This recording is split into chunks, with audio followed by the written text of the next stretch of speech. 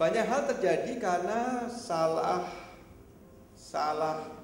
sangka atau salah paham. Pertama, kesalahpahamannya adalah mereka menuduh gereja Katolik punya dua perantara, yaitu Yesus dan Maria. Padahal kitab suci jelas-jelas mengatakan pengantaranya hanya satu, yaitu Yesus. Gereja Katolik tidak mengajarkan Maria sebagai perantara, ya. Tapi seringkali rumusan kita sebenarnya yang terjadi adalah Maria mendoakan kita dan menyampaikan doa-doa untuk kita kepada Tuhan. Itu kan biasa pekerjaan orang kudus di surga, berdoa untuk kita yang masih hidup. Sehingga itu yang pertama. Yang kedua adalah begini, bahwa gereja Katolik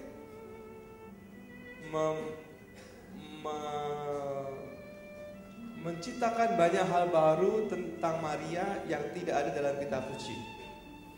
Maria tidak, kita bilang Maria diangkat ke surga dengan tubuh dan jiwanya, tapi nggak ada dalam kitab suci. Tidak ada ayatnya, bahkan kitab suci tidak bercerita tentang kematian Maria. Maria dikandung tanpa noda, kitab suci nggak ada. Kita nggak pernah tahu ceritanya tentang bagaimana Maria dilahirkan.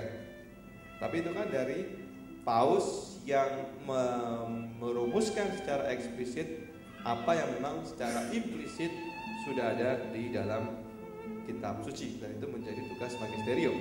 Ini bagian dari Dei Verbum sebenarnya, kitab suci, tradisi, dan magisterium. Tapi kabar gembiranya begini, kabar gembiranya adalah tidak mulai banyak kelompok Protestan, bahkan para ahli kitab suci Protestan yang memulai sebuah gerakan kembali kepada Maria. Ada banyak buku ditulis oleh mereka. Kenapa? Karena prinsipnya begini.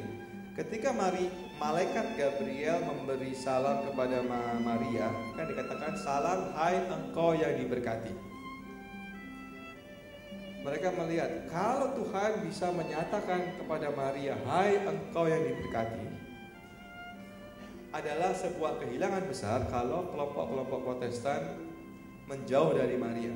Kenapa? Karena kalau menjauh dari Maria berarti menjauh dari berkat Allah itu yang sudah disampaikan kepada Maria.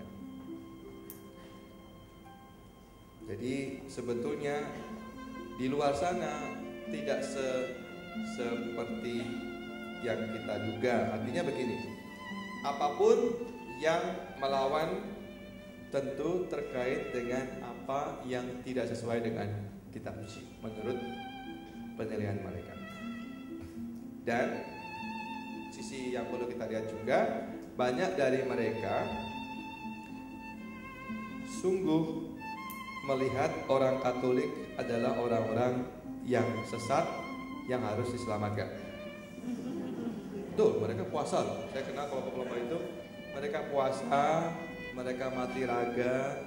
Dan kalau ada satu orang muda yang hari Sabtu misalnya siang-siang janjian dengan temannya yang Katolik, itu pada saat yang sama itu satu kelompok temannya berdoa mendukung supaya orang Katolik itu bisa diselamatkan. Jadi sangat saleh alasannya, termasuk menyelamatkan orang Katolik dari kesesatannya yang menyembah-nyembah Maria. Tapi itu cerita lain, itu cerita soal apologetika, cerita tentang macam-macam itu.